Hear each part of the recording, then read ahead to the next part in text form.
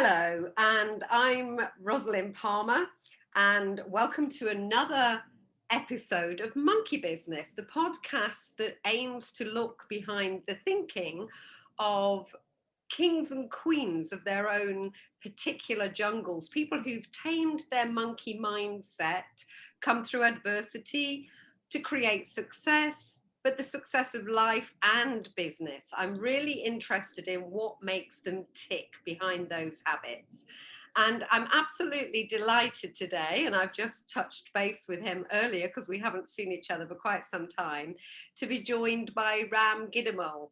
And Ram and I first met several years ago when I was head of marketing and communications for the leprosy mission.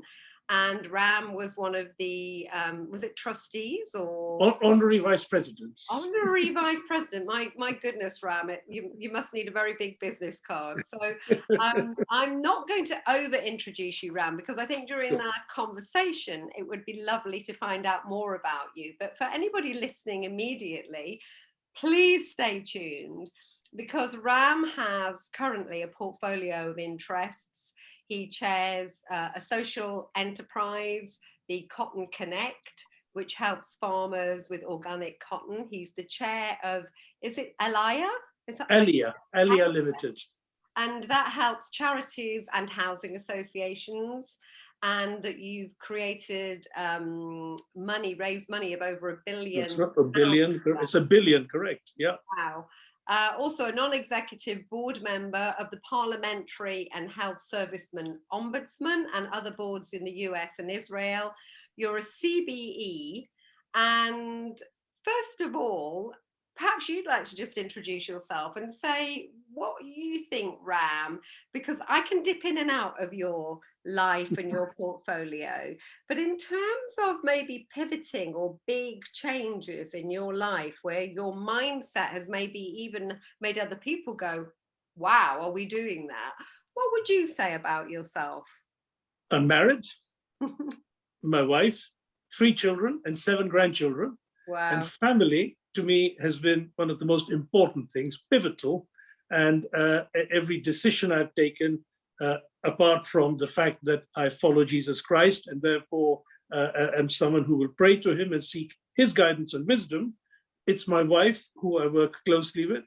So, for example, to give you a flavor of that, when at the age of 37, I decided to quit my job, a very successful job, 7,000 people, 15 countries, $200 million turnover, interests with a vineyard and a brewery and a trading business and a tea estate.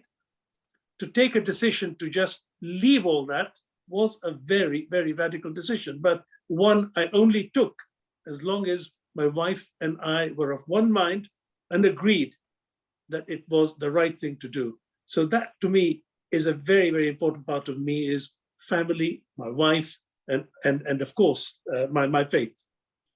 That's me. Wow, well, let's explore that pivotal point in your life a bit more. So you're 37. I believe you were earning probably more than $1 million a year. Is that correct? Well, let's put it this way. The bonus is that I was on the threshold of becoming the #1 in the company. I was one of 3. And I was on the threshold of becoming one of the top people. And I know what that meant and what that means. It's a 7-figure bonus. It's just incredible. I mean, already it was quite a generously well-paid job. And because my wife and I don't have interest in terms of yachts and planes and all the exotic stuff, remember, I came to Britain as a refugee. And so all those tastes one develops in wealthy families, I did not have. So, which is a good thing, I think, because it meant I didn't have all that expense. So the bonuses, whatever I was getting, was piling up. And so when I went to Bombay, on a business trip to buy seafoods for the factories in Scotland, we acquired these factories in Scotland. On the last day of the trip, I was taken, at my request, to see the work, the businesses that I was doing, dealing with. What do they do in terms of the community? That's very important. So I was taken by a group of local people to the largest slum in Asia. It's the slum where Slumdog Millionaire was shot, the film. Yeah, I've been there also. Right, I went there in '87, which is years before the film. But that visit was it just broke my heart. I saw a 5-year-old kid, he's going to sleep in a tube, a water pipe, couldn't even afford the cardboard boxes because the slum law doesn't allow it. What world are we in? Got into the airport, checked in, Air France, first class, Bombay, Paris, Glasgow, and Glasgow back home. And I got into the flight. I couldn't touch the champagne or the caviar they offer you as you get in. I couldn't eat the food. I mean, exotic stuff, all this French cuisine. I said, I just can't eat. I feel sick about what I've seen. And so when I came back and spoke to my wife the next morning and said, something's happened. That trip has just blown my mind. What I've seen is just, it has just made me think again about what am I doing and why am I doing it? When we can't even spend the interest we earn, what are we doing it for? So both of us prayed, and over a period of 3, 4, 5 months, we looked at our financial situation, looked at the children's education, looked at our health policy, looked at housing, and we said, you know what? We could sell the house, the children in the state school, no private medical, let's just go and do what we can. This is the real philosophy that drives me. Never let what you cannot do stop you from doing what you can do. So it's this can do. I said, what can we do? And there began a journey where I met Steve Chalk, a Baptist youth minister. He'd run a project in Kent, which had raised maybe 3,000 pounds, maybe 5,000 pounds in Kent by running what he called Beggar's Banquet, third world food at posh Western prices. I said, I don't like Beggar's Banquet as a name. Let's call it something different. So the trust, 4 of us said, Christmas Cracker. There, the project was born. Over 7 years, over £4 million was raised. But more than that, 50,000 teenagers mobilized. And it opened my eyes to a new world that we can do much more for the needs we see out there if only we go with our eyes wide open and with a can-do culture. And that really has helped me to see the potential and possibilities, because from that flowed, with the time I now had not working 24/7 for a company to raise millions for them, millions were being raised now for the poor where the need really was, rather than lining the pockets of shareholders and people who are rich anyway. Here, the poor were being helped. And the same gifts and skills that I had, which generated millions for the company, to my amazement, were able to generate that for the poor. And that to me has been just so exciting to see, because you then have time, you see social issues. So one issue I saw, young Asian girls in Britain, I just read the statistic, the attempted suicide rate amongst young Asian girls is 4 times the national average. Now, I could understand it. 6 sisters, I know what they went through when we arrived as refugees. You arrive with one culture and mindset. You now have a family with that mindset, but you have a country with a different mindset. So my sister may have a boyfriend at school, not allowed in our culture. So what happens? You hit 16 or 17 or 18 for the girls, you're taken to India and you have to get married, whether you want to or not, against your will. And so that really used to upset me, because I had the full freedom as a boy. They didn't. I read in the newspapers about a billionaire's son who literally took his own life, burning himself with petrol alive. And at that point, I decided to write my first book. And I wrote Sari and Chips, my very first book, East and West. What happens when you cross cultures? How do I explain as an Asian to white people, to non-Asians, what is going on beneath my skin? What is going on behind the door of my house, which they need to be aware of, not because this is displaying one's whatever you call laundry in public, but so that there is understanding, so they can understand what is going on. We can understand what is going on. How do we build that understanding? That again is a shift of mindset in people's minds. How old were you when you wrote that book, Ram? I was 30. I retired at 37, so I would have been 43. Let me just get this syntax right, because you've said so much and it's so incredible. I just want for anybody to listen. Please, sure. Slightly deconstruct it. Yeah, so please. At 37, that was your aha moment in the Slumdog Millionaire slum, Correct. as we know it, in Bombay as it was, Mumbai now.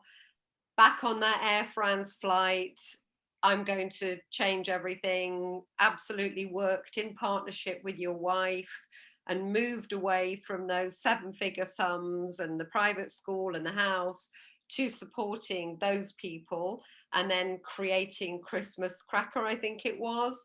And Correct. so several years after that, 2-3 years after that, you then wrote this first book, which really was an eye-opener about multiculturalism. Correct. Multiculturalism is something that really, if you have a quick look at your CV or anything about you, I mean, for a start, religion, I think, tell me if I've got this right, you were born into a Hindu family, but Correct. you were brought up as a Sikh. You Yes. went through a Muslim school, and then you became a Christian. You also started life in East Africa, and you came at 17 to the UK as a refugee with your extended family. And so you had not only that cultural change in terms of culture and country, but you also had a religious change. Yeah. How did you navigate that, Ram? Again, in your mind, what was your true north? How did you manage to have the mindset, have the understanding to really keep some sort of identity through all of that? Well, I was brought up with a lot of faith, Hindu faith, Islamic faith, Sikh faith. And then when I came across the message of Jesus Christ, I could understand faith and I could understand God. Some people don't believe it, but I could, to me, which God? But when I read about the possibility for the forgiveness of sins now, yes, not waiting for the day of judgment, not waiting for to be born again and again and again as part of reincarnation, but now, that struck me as very strange, too good to be true. And I thought, I must check this out. But the more I read the Bible for myself, and this was the turning point for me, up till this point, I was only relying on what others had told me. Oh, this is the white man's God. I was imagining Jesus in a bowler hat, pinstripe suit, and working in the city of London. Some of the early paintings of Jesus Christ are, I think, culturally quite a miss, but there we go. So there we are. But here I came across the message of somebody which was simple, understandable, and very powerful. And as the more I read about Jesus, the more I felt, this is somebody I really, really should follow. I can't see any reason why I shouldn't follow him. He isn't what was made out to me historically or by my family. And so I decided to accept him as my Lord and Savior. And that was a major turning point for me, because from that point on, a lot of things that I went on to do, a whole lot of things were very much driven in my faith. So with my business, not only was it a visit to Bombay, but simultaneously I was struggling with the ethics of business.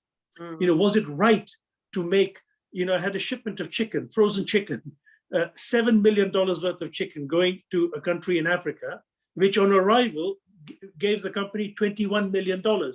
Now, very exciting from a business point of view. Hedge fund people are making that kind of money by the second today. But in the 80s, it was huge. But some country has lost $14 million extra foreign exchange. Yeah. There are jobs there. There is poverty there. Is this right? So those ethical issues were, and all driven by my faith. Yeah. So at the age of 37, when I retired, it took me 4 or 5 years to ease out of the company, by the way, because I didn't want to just dump the family and say, goodbye, I'm away. I had to do it responsibly, and it is family, important. So they understood, I understood, they thought I would change my mind. I did not. From 4 days a week with the company, I decided to switch it to just 1 day a week with the company, but I gave them that time over a 4 or 5 year period. But that gave me time as well to do other things like Christmas Cracker over a 5 year period, for example. And then I think it would have been about 41, 42 that I saw the issue about the young Asian girls. That's when I then wrote the book. But even in that transition period, Rosalind, what the miracles did happen. By an extraordinary set of circumstances, the mortgage on the house had got written off because I had forgotten that I had been saving with the company. In addition to my bonuses, a pension contribution, I said, gosh, I'm not keeping track of all this. My mortgage is written off. There was an inheritance that then paid for the children's education, so they could stay at the same public school they were I at. was going to ask you about that. I was going to ask, how did the children feel about your egalitarian move in taking them away from their school? Very fortunately, because they have also been brought up in the faith, they respected the faith. They understood what was driving me. And in terms of the schools, what was miraculous was, as I said, that inheritance paid for their education. So that's a miracle for me that did happen. And they were then paid for in the public schools they were going to. So there was no lack of any education or funds for them. And we could stay on in the house. We didn't need the Mercedes. We didn't need all those expensive cars. In fact, from 2 cars, we came to 1. So Sunita could take the children to school, but I would use public transport thenceforth. And that was terrific. So we just learned to accommodate, to live in a way that was commensurate with what we had. You walked your talk, and in Correct. 2004, you ran for Mayor of London. Was a lot of these principles, multiculturalism, wanting London that was really understood and led by business people and worked for the people living in it, were these the things that prompted you to do that, Ram? Yeah. Well, firstly, it was in 2000. The very first mayoral election was in 2000. The second one in 2004. You're right. I did run in 2004, but 2000 was the very first election. And for me, it was 6 principles that drove my manifesto and my policies: social justice, compassion, reconciliation, empowerment, respect for life, stewardship of resources. When you look at all these different elements of values, they underpinned every policy. So much so, Rosalind, that when the New Statesman ran a blind web poll called fantasymayor.com, where they chose six candidates who were running for election out of the 15, and I was very fortunate to have been chosen as one of the 6. They put our policies on the website and asked 15 questions. So when you get into the website, you're asked 15 questions. Firstly, who would you vote for? On that one, I came to the bottom, 6 out of the 6. But then what do you want from a mayor of London when it comes to housing, when it comes to schools, when it comes to crime, when it comes to health? 15 policy questions. What do you want on a scale of 1 to 5? And they then match that with what the candidates were offering in their manifesto. I came number 1. In other words, what that showed me actually was not that, oh, aren't you clever and you got the policies right, but that these policies based on Christian values and principles, all that I've outlined are Christian Democrat values and principles, are what people actually want. Because so that's what that poll showed. Get elected then? Oh, I'll tell you why. Because as Evening Standard, I think somebody put it, alas, it's personality. What they said is, you can have the best policies in the world, but what you will then find in politics is the whole personality issue. So Ken Livingstone, a personality in the public domain. You have all the candidates you look at. Stephen Norris, his own reputation and his own whatever that he had. You look at every candidate running. But I was a refugee. In fact, the Times newspaper, when they broke my story, what did they say? Former refugee throws hat in the ring. Now, I didn't mind it at all. It's the truth. In fact, I tell you, it would have got me all the refugee votes because they kept following me saying, help us. We are here in London. You understand that underclass of London because you lived as we are living. You know what it was like to come 15 of you in 4 bedrooms. That's what happened when we arrived. Yeah. In Shepherd's Bush. And just 1 toilet, 1 bath, and the cat had the most space in the basement, huge, all to the cat. And that's where we stayed. So I understood it. And so when I spoke with them, they knew the credibility was there and the genuineness was there. So alas, refugees, many can't register to vote. Yeah, and look at the new, maybe we shouldn't digress, but I just read this week about the policy of It was in the Queen's speech, wasn't it? That's right. That's right. That's right. And that looks like it would work against more anyone. Yeah, yeah. It would totally. They're going to be the very people who don't have a passport or don't have. Yeah. So yeah, that doesn't seem. No, but this is it. But you see, this is it, Rosalind. This is exactly why I was running, to raise the issues. You know, a refugee, once they get the right to work here, right, they get indefinite leave to remain. After, you know, if their paperwork is correct. Guess what was happening? They weren't getting a national insurance number. So you get your right to remain. You go and try and get a job. Oh, what's your national insurance number? We haven't got it. Well, we can't pay you your salary then. Why? Because you can't open a bank account without that. So then I campaigned in one charity that I chaired at that time, the Employability Forum. It's about employability. We campaigned and we won. I got the Home Secretary, the ministers, all of them together in one room. David Blunkett at that time, the chair of the Commission for Racial Equality, the Works and Pensions Minister, the FTSE chairs, a group of about 40 people together, and said, now, ladies and gentlemen, can we sort this out? And a publication emerged, both ministers signed it, I signed on behalf of the voluntary sector, and they said, right, from now on, anyone gets indefinite leave to remain with ILR will get a national insurance number. At the same time, the ministries have been coordinated as opposed to just, well, leave everyone to their own. So that's the sort of thing we need to watch, as you rightly pointed out. The right to vote, paperwork, all that. I feel, you know, I would have been a suffragette ram. I would have been chaining myself to railings. I mean, I can't tell you when the last elections, I'm texting my son, go, I don't care if you spoil your ballot paper, just go and vote. Do you know what that vote means? So I feel very strongly about this.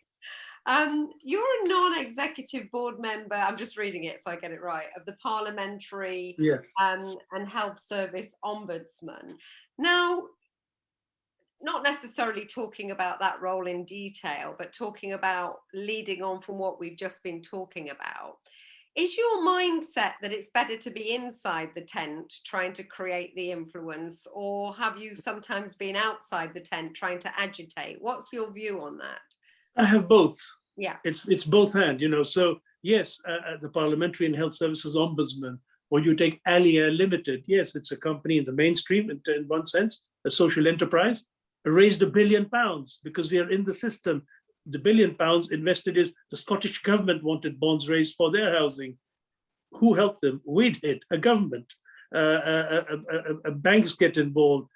We launched a bond for the first time on the London Stock Exchange.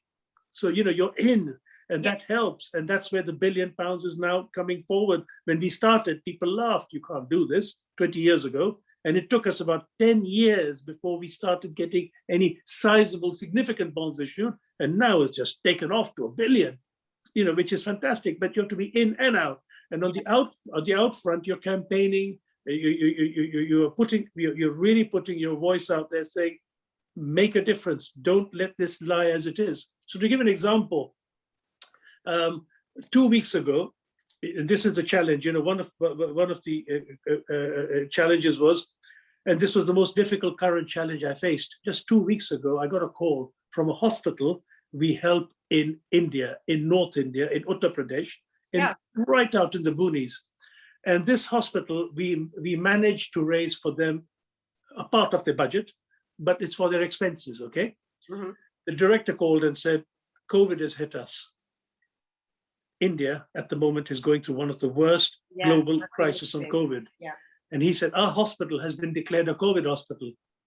I said, right, so what's happening? He said, well, no oxygen machine, no ventilator. COVID patients are flocking at our door and dying as they come in 15 minutes. They're just dying. They're gasping for breath. We don't have what do we do? He says, can we buy an oxygen machine? I said, how much does it cost? He said, from this very room where we are speaking. He said, £20,000, Ram. So I looked at his account with us and he had that much for the running of the hospital. Mm-hmm. So I said to my wife, Sunita, you know what? Let's just send that for his oxygen machine. I authorized him then and there, the 24th of April, buy that machine now. And we both looked at each other, my wife and I, let's do an appeal for this £20,000. Yeah. By that night, we put out a press release to our supporters saying, oxygen machine, desperate need, £20,000. By Monday lunchtime, it was in. Wow. Guess what? The guy calls me, Ram, I forgot about ventilators. Okay. How many do you need? He said, one. I said, are you sure? He said, well, maybe two. I said, think hard, 10 beds. I've seen your hospital. He said, 3, if you can dare. I said, all right, we will up the appeal from 20 to 50,000. By Tuesday lunchtime, 50,000 in the account and rising. Today, as we speak, we have now passed £200,000. Wow. And the neighboring hospitals, there are 19 hospitals who are part of Emmanuel Hospital Association, of which this hospital, Kachwa Christian Hospital, is a part.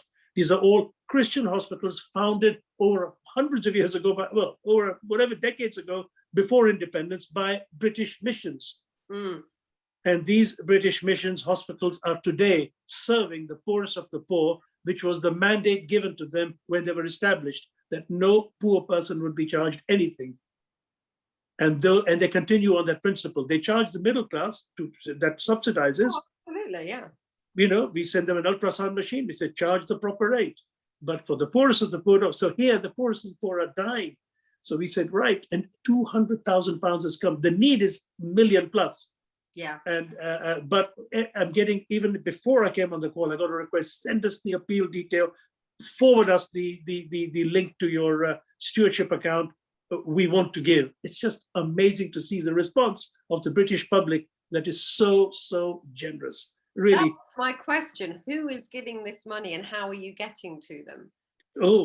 South Asian Concern, which I founded over 30 years ago, Yep. Basically works with church leaders and churches and Christians to help build bridges between South Asians and the mainstream community. So, you have the Church of England church, vicar, and I get a call from a vicar saying, I'm in an area, I haven't, just observing it now, a lot of South Asians in my neighborhood.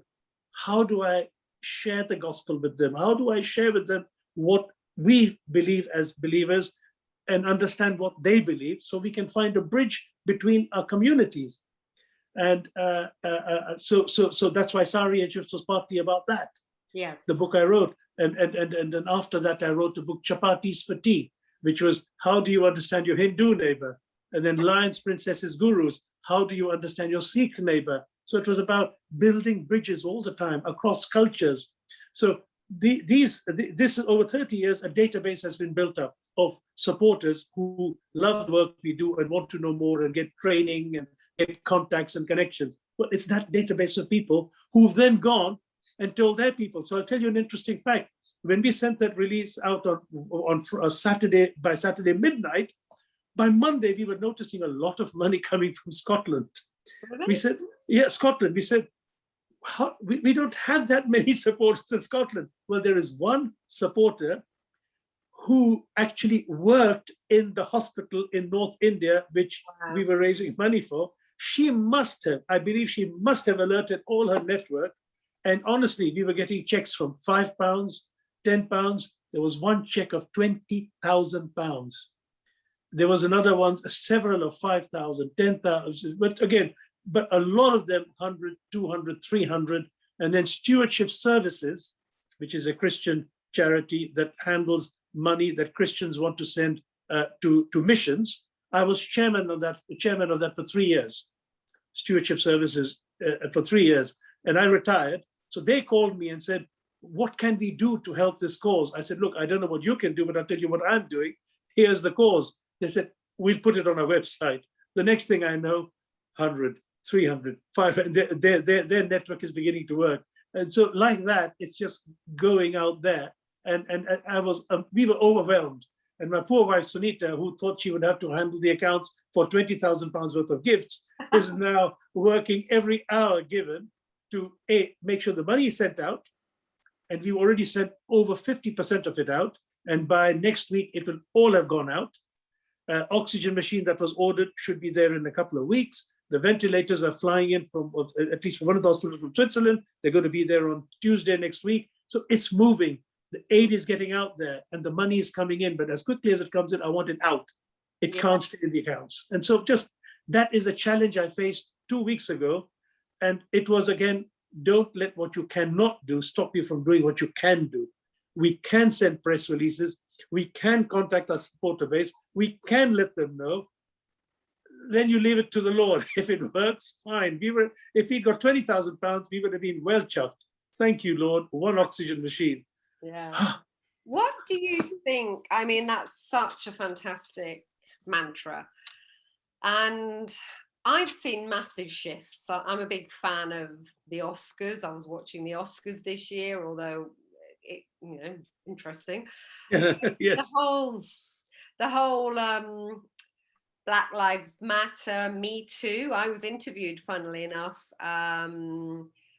for the Telegraph earlier in the year about Me Too because of an incident that had happened with me in the 80s. Which really? I was attacked by a guy who turned out to be Britain's biggest serial rapist. Luckily, I escaped, but it was kind of swept under the carpet at the time in terms of reporting and the police, etc.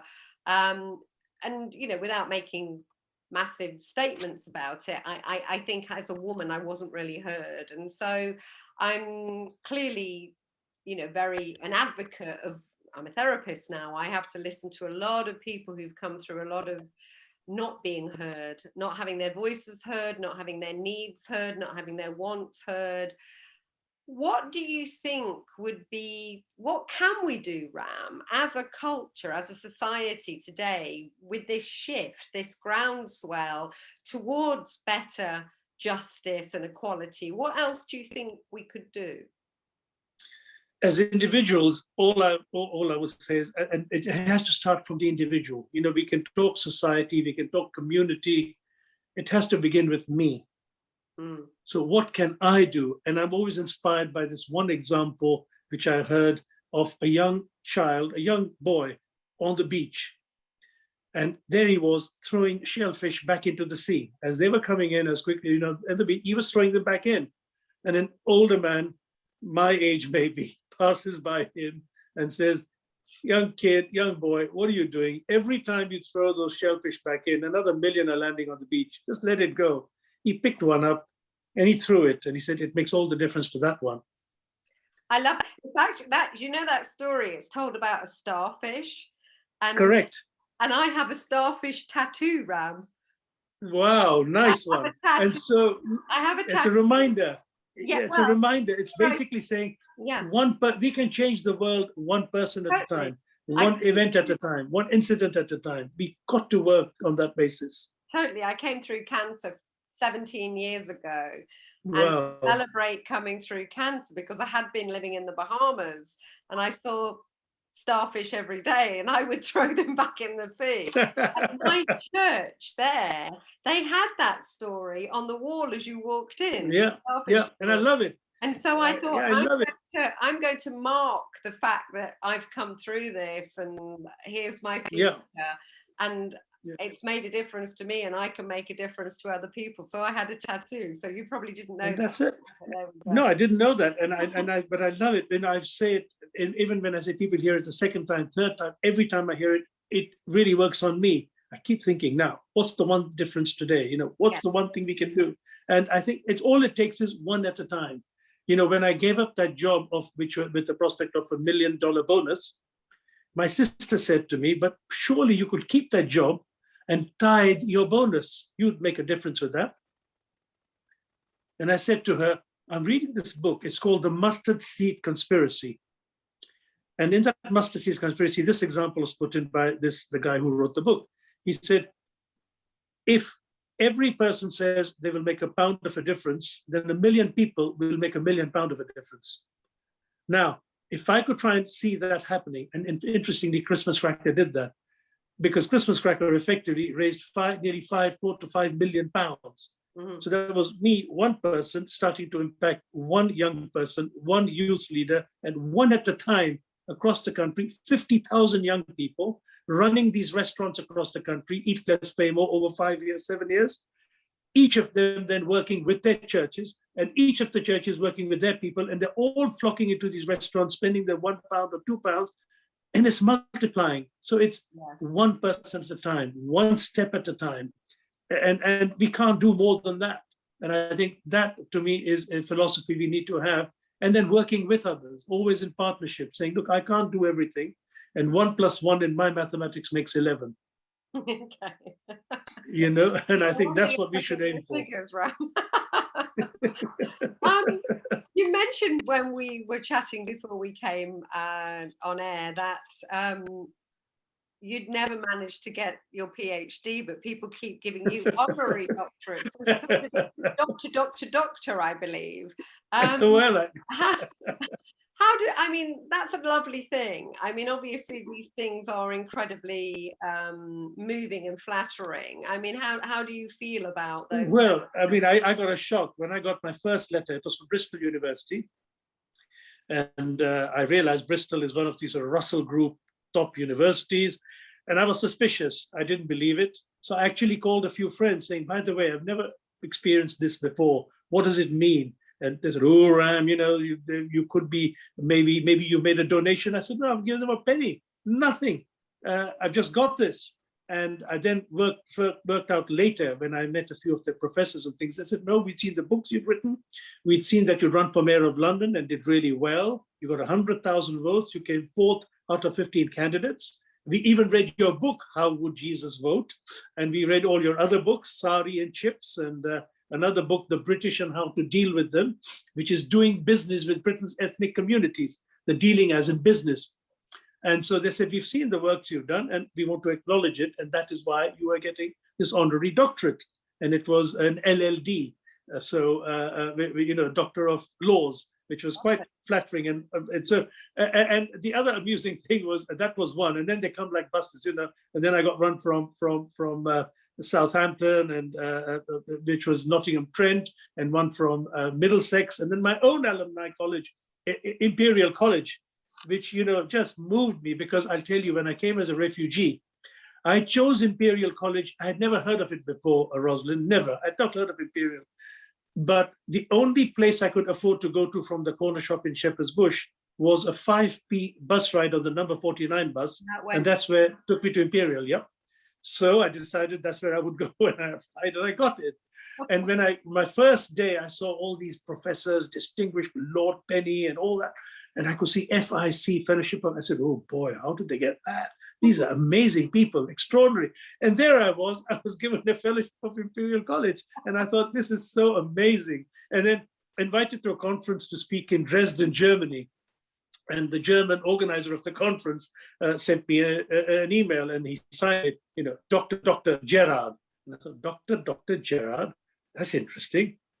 He had 2 PhDs. I said, oh, I know what, I don't like all these titles and being showing off. I never put any of those in my signatures.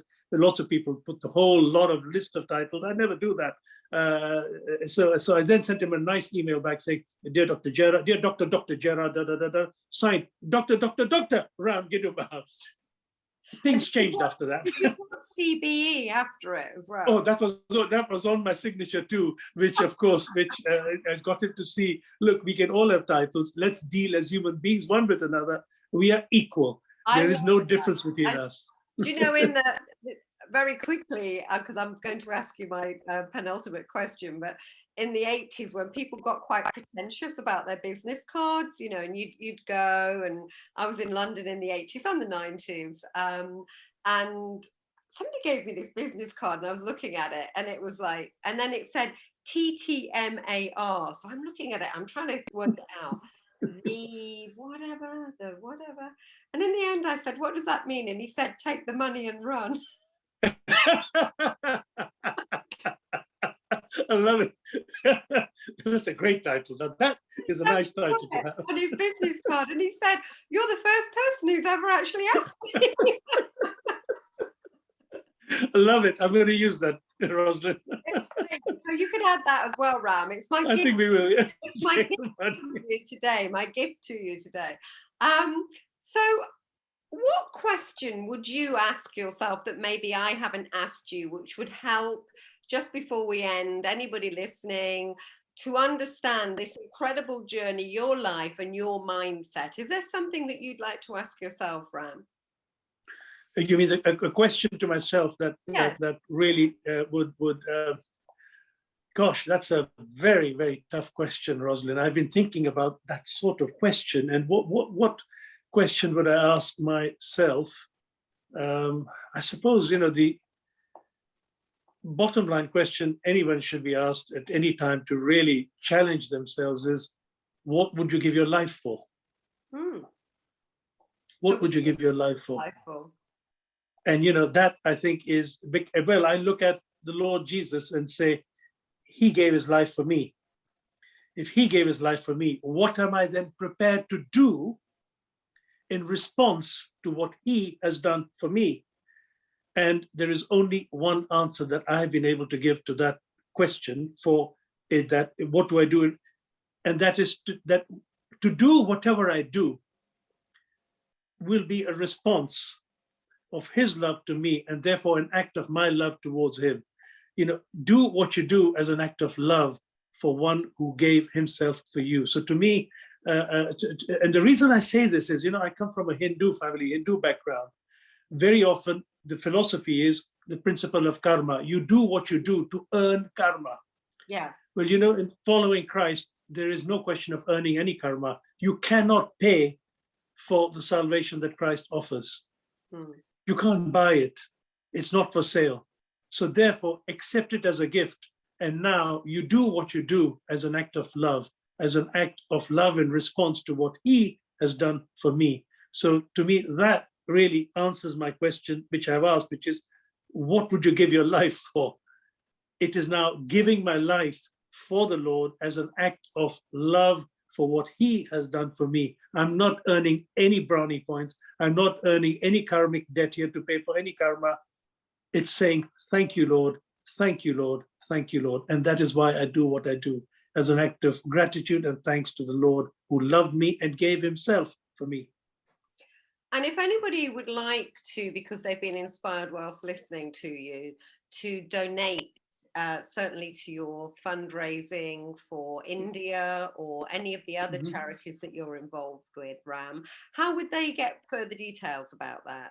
Well, I mean, there's a website which has the details. It's a South Asian Concern, that is SOUTH, then Asian, ASIAN, and then Concern, CONCERN, all one word, lowercase, southasianconcern.org.uk, and that will take them to the website, which will then have details of how to give and where to give. Stewardship also has that. I'm more than happy to send you, Rosalind, the latest press release we issued just yesterday morning. And I'll put a link when we send this out. And if you can put a link to that, there is a straight link to the stewardship account. They can give there.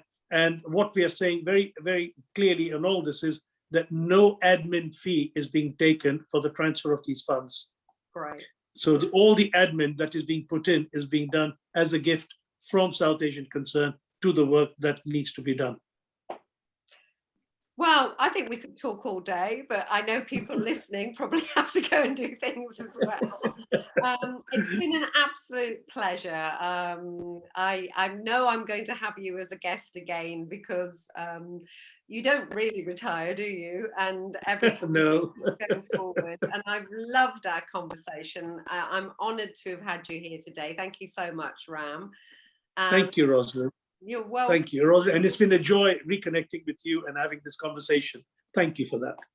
You're more than welcome. So this has been another episode of Monkey Business Podcast. I'm Rosalind Palmer. My incredible guest today has been Ram Gidoomal, and I will put links so that if anybody is moved and inspired to make that difference today, that they will know where to go and help and donate to help people in India and people in need at the moment.